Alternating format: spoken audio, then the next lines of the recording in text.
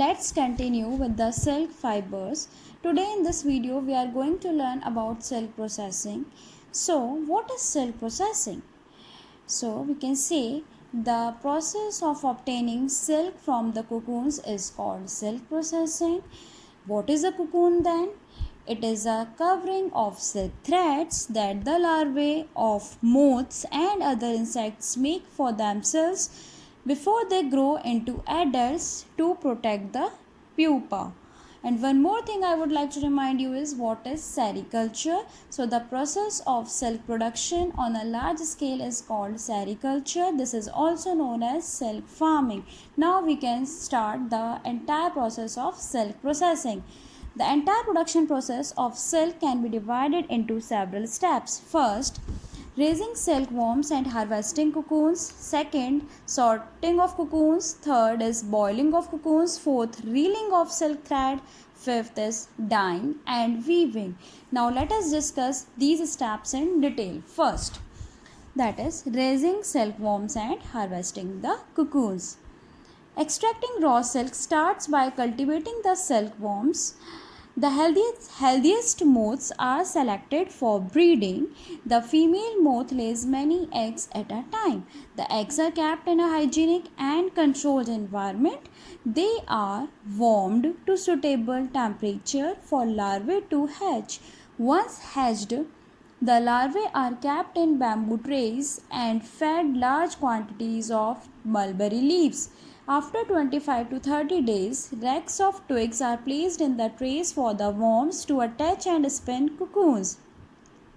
The cocoon stage in the life cycle of silk moth is the desirable stage for the silk producers. Silk is obtained from the undamaged cocoons. Next is sorting of cocoons. The cocoons are sorted according to the color, size, shape, texture, and also they are checked for any defects, as these affect the final quality of the silk. Cocoons may range from white and yellow to grayish in color. After sorting, the cocoons go for the next stage of processing, that is boiling of cocoons.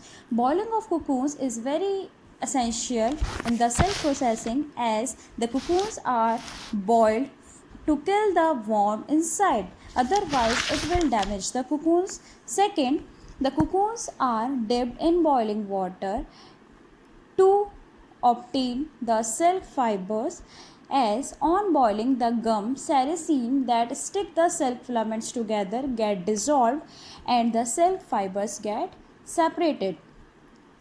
The silk fibers obtained from the cocoons now undergo some more steps. Next is reeling the filaments. The process of unwinding the silk filaments from the cocoon for use as silk is called reeling the silk. The silk filaments are very fine, so they are combined together to make a thread of raw silk.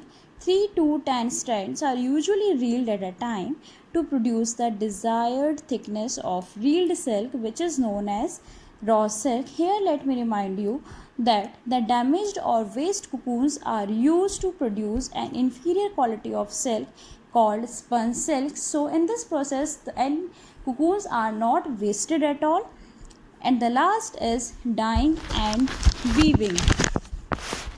Depending upon the needs, the raw silk, which is packed into bundles, can be dyed in desired colors, which further adds to the beauty of silk. And dyed silk fibers are then woven into silk fabric by the use of weaving machines. So this is all about silk processing. In the next videos we will study about the properties and health hazards of sericulture.